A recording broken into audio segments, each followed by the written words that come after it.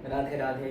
एक बार आप सभी ज्योतिष प्रेमी बंधुओं का पुनः स्वागत है हमारे इस चैनल में, जहां हम और आप मिलकर भगवत कृपा से वैदिक ज्योतिष को समझने का प्रयत्न कर रहे हैं, क्योंकि बिना भगवान की कृपा से ये ज्ञान संभव नहीं है, बिल्कुल भी संभव नहीं है। क्यों?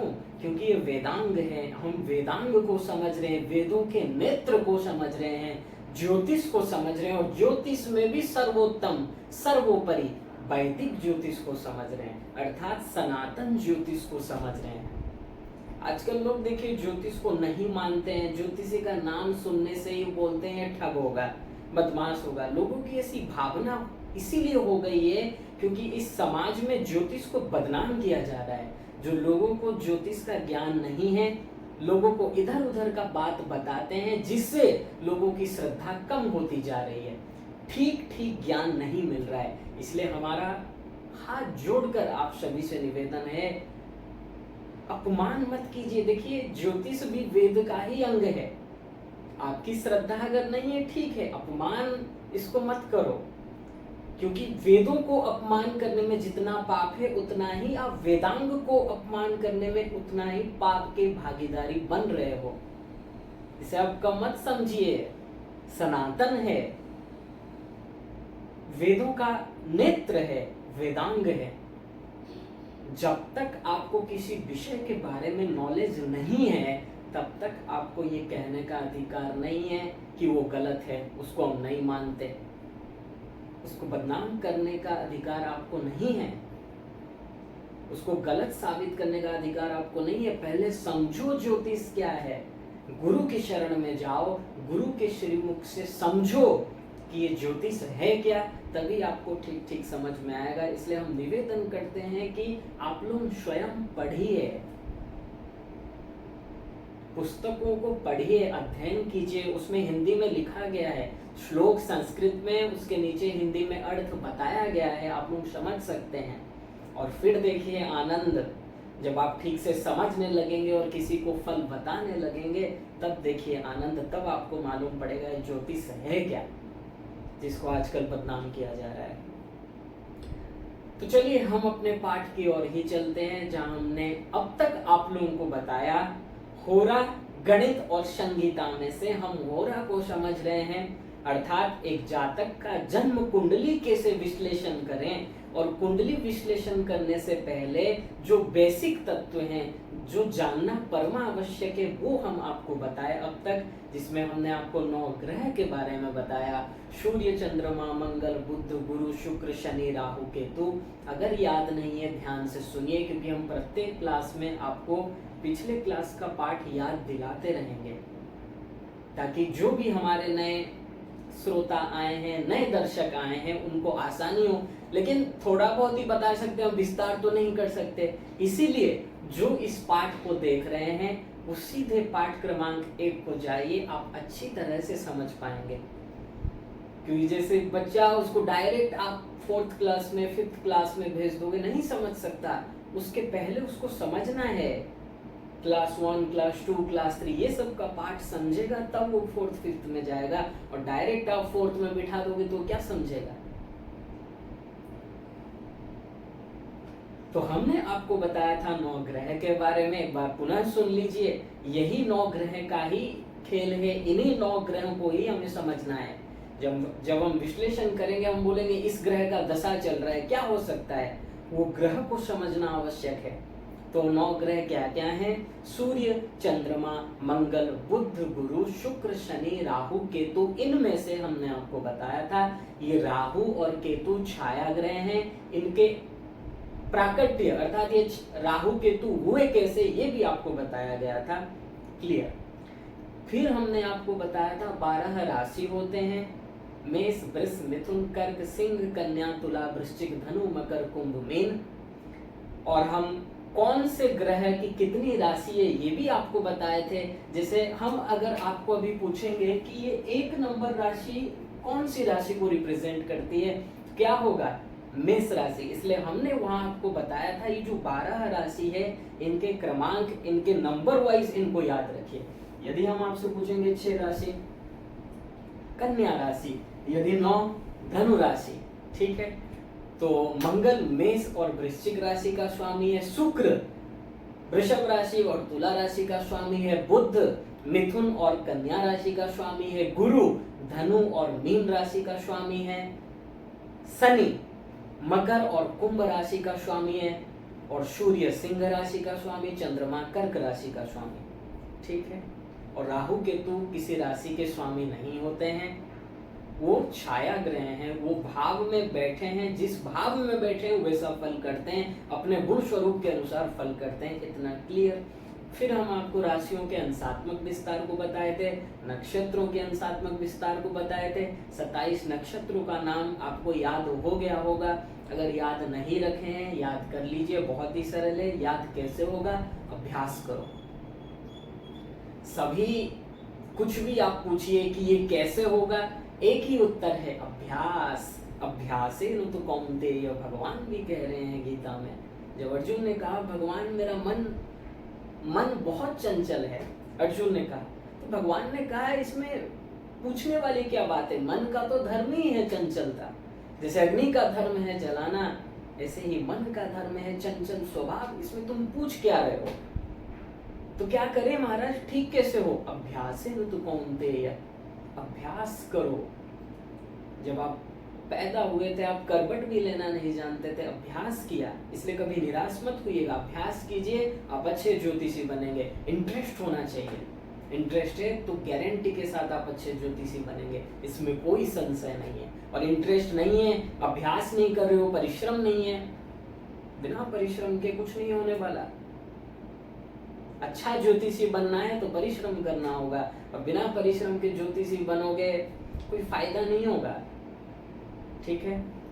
तो ग्रह के बारे में आप लोगों को बताया गया था, नक्षत्र 27 नक्षत्र के बारे में आप लोगों को बताया गया था। वहां से हम दशा का क्रम भी जाने थे, और स्वामी को याद करने के लिए भी हमने कहा था। जैसे यदि हम आपसे पूछेंगे पुनर्वसु नक्षत्र का स्वामी कौन है, तो आप बोलेंगे गुरु है। रेवती का स्वामी कौन है? बुध है। हमने 3 भाग में आप लोगों को समझाया था, 9 9 9 ऐसे 27। तो पहले 9 नक्षत्रों का जो स्वामी है, अगले 9 का वैसे ही रिपीट होगा। इतना क्लियर। आज समझेंगे हमारे यहाँ जो 9 ग्रह हैं, आज समझेंगे हमारे यहाँ जो 9 ग्रह हैं, अर्थात सूर्य चंद्रमा मंगल बुध गुरु शुक्र शनि राहु केतु, इनमें से शुभ ग्रह क्या है, अशुभ ग्रह क्या है, समझिए। अब ध्यान बोर्ड में होना चाहिए, ध्यान से सुनिए। शुभ ग्रह, तो हमारे वैदिक ज्योतिष में शुभ ग्रह, इन 9 ग्रहों में से केवल 2 ही ग्रहों को बताया गया है जो ब्राह्मण वर्ण के हैं। ब्राह्मण वर्ण, एक तरफ गुरु, गुरु से कौन है? बृहस्पति, और शुक्र अर्थात शुक्राचार्य, दोनों ब्राह्मण थे। एक देवताओं के गुरु, एक दैत्य के गुरु। तो इन्हीं 2 ग्रहों को नेचुरल, नैसर्गिक शुभ ग्रह बताया गया है। नैसर्गिक अर्थात ये शुभ ही है। कोई भी कुंडली हो जहां गुरु अच्छा रिजल्ट, अच्छे भाव के स्वामी नहीं हो, फिर भी वहां गुरु नैसर्गिक रूप से शुभ ग्रह माने जाएंगे। क्लियर? गुरु और शुक्र, ये क्या है? शुभ ग्रह हैं। और कैसे शुभ ग्रह हैं? नैसर्गिक शुभ ग्रह हैं, अर्थात नेचुरल रूप से इनका स्वभाव ही है शुभ। मतलब इनमें अशुभता आ ही नहीं सकती, ये शुभ ही है। अर्थात कोई भी कुंडली हो, किसी भी लग्न में आप देख लीजिए, वो चाहे तुला लग्न हो, वो चाहे मीन लग्न हो, वो चाहे वृषभ लग्न हो, गुरु अच्छा रिजल्ट, गुरु का दृष्टि जो होगा वो अच्छा ही होगा, और गुरु को शुभ ग्रह में काउंट किया जाएगा नैसर्गिक रूप में। तात्कालिक बाद में समझेंगे, पत्रिका के हिसाब से बाद में समझेंगे, लेकिन नैसर्गिक हिसाब से नेचुरल जो गुरु का स्वभाव है वो शुभ है। और शुक्र वो भी शुभ है। और अशुभ ग्रह कौन कौन है?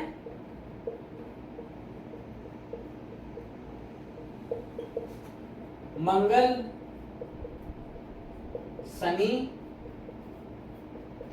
सूर्य,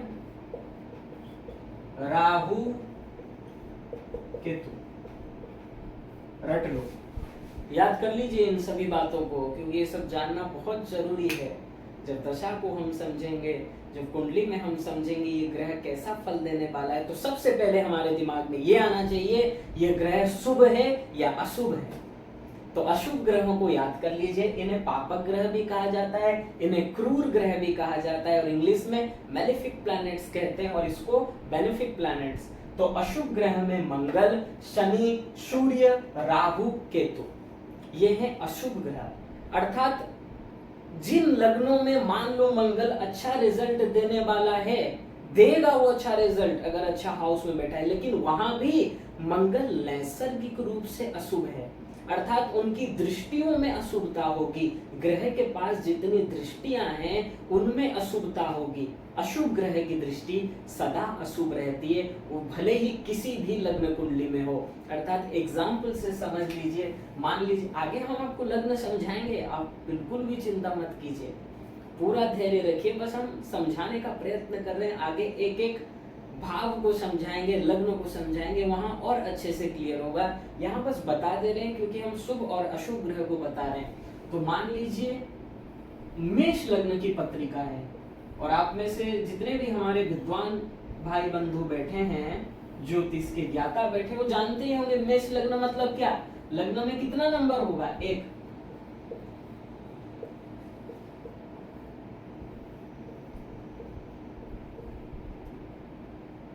मेष लग्न की पत्रिका बन गई। अब मान लो मंगल यहाँ बैठा है, तो मंगल इस कुंडली में लग्नेश है, ये सब बाद में समझेंगे, और अच्छे हाउस में बैठा है, ये सब आप शायद जो नए पूरा होंगे, जो पूरा नए श्रोता है, नए दर्शक बंधु हैं, वो नहीं समझ पा रहे होंगे, हम समझा देंगे आगे, आप चिंता मत कीजिए। हम ये कहना चाहते हैं मंगल यहाँ पर देखो इस कुंडली में अच्छा रिजल्ट देने वाला है यहाँ पर बैठकर, लेकिन ये फिर भी नैसर्गिक रूप से अशुभ होने के कारण इनकी दृष्टियां अशुभ होगी, और वो जहां पर बैठता है वहां से रिलेटेड जिस संबंध का हम विचार करते हैं वहां भी थोड़ा बहुत दिक्कत देता है। अब कितना देगा कितना नहीं, ये डिसाइड करेगा उस भाव का बल, उस भाव में कैसा प्रभाव है। ये सब बाउंस कर रहा होगा आपके सिर से, चिंता मत कीजिए, नेक्स्ट क्लास में समझाएंगे, आगे समझाएंगे आपको। तो बस इतना समझिए, अशुभ ग्रह अर्थात ये मंगल, शनि, सूर्य, राहु, केतु, ये किसी भी लग्न में हो, भले ही लग्न का स्वामी भी हो, ये नैसर्गिक रूप में अशुभ है। नैसर्गिक अर्थात इनकी दृष्टियां अशुभ होगी, और ये जिस भाव में बैठा है उससे रिलेटेड सजीव में, संबंध में कुछ न कुछ थोड़ा बहुत प्रॉब्लम देता है।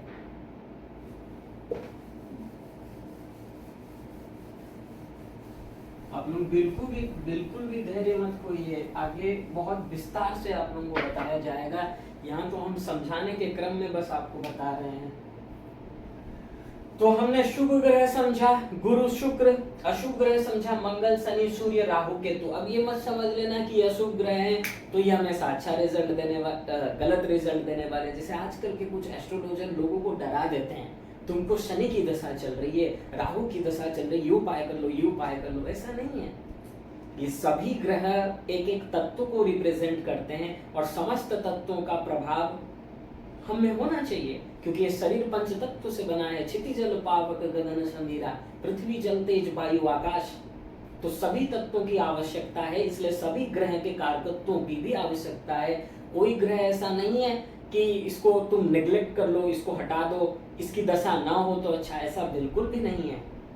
अभी तो बस नैसर्गिक रूप से हम शुभता अशुभता को समझ रहे हैं। अभी जब हम पत्रिका लगाएंगे, उस पत्रिका के हिसाब से फिर बताएगा तात्कालिक रूप से शुभ कौन है। अर्थात मान लो वृषभ लग्न की पत्रिका है, इस वृषभ लग्न में कौन कौन से ग्रह अच्छे हाउस के स्वामी हैं, वो हो जाएंगे तात्कालिक शुभ, भले ही नैसर्गिक अशुभ हो, उनकी आवश्यकता जरूर। अभी कोई शनि की दशा में तुमको डराए, बोले शनि अच्छा नहीं, अशुभ ग्रह है, जबकि यही शनि आयु का कारक है। जब हम आयु का विचार करेंगे तो इसी शनि की स्थिति को देखना है, इसका बल चेक करना है, इसका शुभ स्थिति में होना जरूरी है। कोई कहे सूर्य अशुभ ग्रह है, इसको हटा दो। अरे सूर्य पिता का कारक है, इस जातक को पिता का सुख होगा या नहीं होगा, सूर्य बताएगा। इसलिए कोई ग्रह को आप ये मत समझो कि अशुभ है तो ये सदा अशुभ ही फल देता है, इसका कोई जरूरत नहीं है। नहीं, यहाँ बताया जा रहा है नैसर्गिक रूप से ये अशुभ हैं, क्रूर हैं। बस सभी ग्रह की आवश्यकता, सभी ग्रह का इंपॉर्टेंस अपने जगह में बराबर है, कोई किसी से कम नहीं है। इतना क्लियर। अब दो ग्रह शेष रह गया है, बुध और चंद्रमा। तो बुध क्या है भाई? ये राजकुमार है, अर्थात संगत से गुण होते हैं, संगत से गुण जात। ये बुध जैसे ग्रह के साथ बैठेगा, एक एक शब्द पर ध्यान दो। अगर ये बुध गुरु और शुक्र में से किसी के साथ बैठा है, मान लो शुक्र के साथ बैठा है, तो बुध को हम शुभ कहेंगे, शुभ। अगर ये बुध गुरु के साथ बैठा है तो भी हम इस बुध को शुभ कहेंगे, शुभ। अगर ये बुध इन पांचों में से किसी के साथ बैठा है, मंगल, शनि, सूर्य, राहु, केतु, मान लो मंगल के साथ बैठा है, तब ये क्या हो जाएगा? बुध अशुभ। क्लियर? पूरा क्लियर? अगर बुध शुभ ग्रह के साथ बैठा है तो बुध को शुभ कहोगे, अशुभ ग्रह के साथ बैठा है तो अशुभ कहोगे। अब आप लोगों के मन में प्रश्न आएगा, मान लीजिए बुध गुरु के साथ बैठा है और शनि के साथ भी बैठा है, अर्थात एक शुभ ग्रह एक अशुभ ग्रह, तो बुध को अशुभ कहा जाएगा। ये भी आप लोग याद कर लीजिए। इतना आप लोगों को क्लियर हो गया। हमने दो शुभ ग्रह को जाना, यहाँ पर 5 अशुभ ग्रह को जाना, एक अशुभ ग्रह बुध, इसलिए बुध को कंडीशनल अशुभ कहा जाता है। अर्थात पत्रिका में हम डिसीजन लेंगे, पत्रिका में बुध किसके साथ बैठा है, जिसके साथ बैठा है तुम वो चेक करो कि बुध जिसके साथ बैठा है वो शुभ है या अशुभ है। अगर वो अशुभ है तो बुध अशुभ, अगर वो शुभ है तो बुध शुभ, अगर वो शुभ के साथ भी है अशुभ के साथ भी है तो बुध अशुभ। क्लियर? एक ग्रह बच गया, शेष रह गया चंद्रमा। तो चंद्रमा के लिए रूल ये है कि अगर चंद्रमा सूर्य से 72 डिग्री, चंद्रमा अगर सूर्य से 72 डिग्री आगे अथवा पीछे है, 72 डिग्री आगे हो अथवा पीछे हो, तब हम कहेंगे चंद्रमा शुभ है, बलि है। अब इसका मतलब क्या है ये भी आगे आपको बताया जाएगा। यहां संक्षेप में समझ लीजिए, एक चार्ट के द्वारा आपको समझा देते हैं। चंद्रमा भी कंडीशनल शुभ अशुभ है, वो बताएगा पत्रिका में स्थिति, अर्थात वो सूर्य से कितना दूरी में है, वही बताएगा चंद्रमा शुभ है या अशुभ है। मान लीजिए हमने एक पत्रिका बनाई, किसी भी लग्न का बना लेते हैं, मान लो हम बनाए कर्क लग्न का। ये आगे बताएंगे आप लोग, बिल्कुल भी मत घबराइए। कर्क लग्न क्या होता है, लग्न क्या होता है, राशि क्या होता है, सब आगे बताया जाएगा। तो मान लो सूर्य यहां पर है, 22 डिग्री का है। इतना तो आपको हम बताए थे कि एक भाव का मान 30 डिग्री है। कितना है? 30 डिग्री। 22 डिग्री सूर्य यहां पर भोग कर चुका है, अर्थात विचरण कर चुका है, और 8 डिग्री शेष है इस राशि में। 8 डिग्री चलने के बाद वो राशि परिवर्तन करेगा। इतना क्लियर? तो मान लो चंद्रमा यहां पर है और चंद्रमा यहां पर 10 डिग्री का है। कितना डिग्री? 10 डिग्री। तो ये एक भाव टोटल पूरा है, यहां पर सूर्य अभी तक नहीं आया है, तो 30 डिग्री इनके बीच में डिफरेंस हो गया। फिर और एक भाव है और 30 डिग्री डिफरेंस हो गया। फिर चंद्रमा ऑलरेडी यहां पर 10 डिग्री चल चुका है, 10 डिग्री हो गया, और सूर्य यहां पर 8 डिग्री चलना शेष है।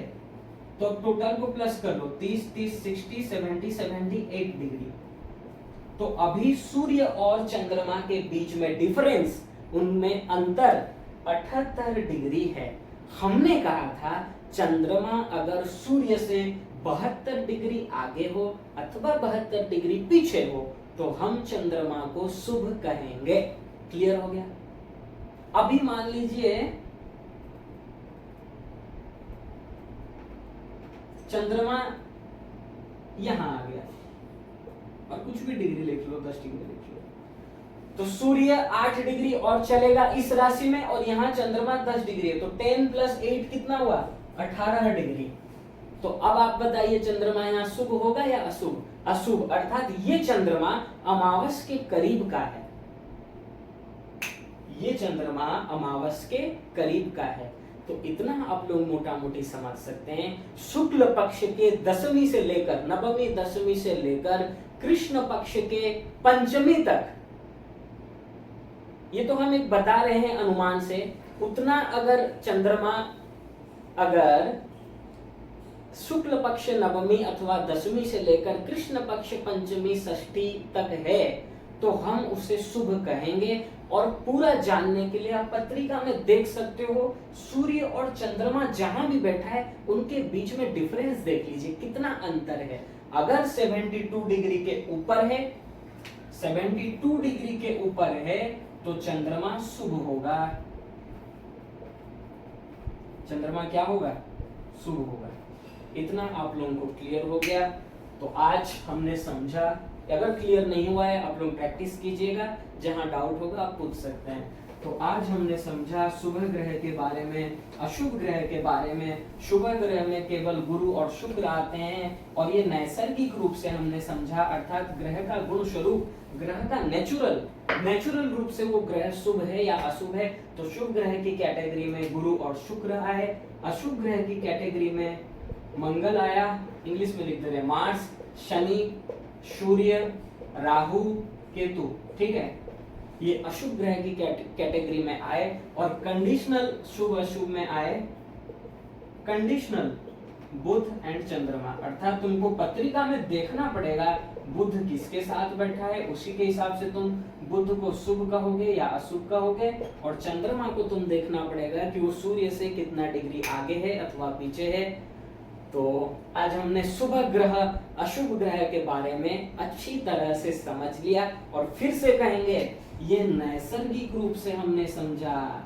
आप लोग कभी ये डाउट मत कीजिएगा कि जो ग्रह आज हमने अशुभ कहा वो हमेशा गलत रिजल्ट देने वाले हैं, बिल्कुल नहीं।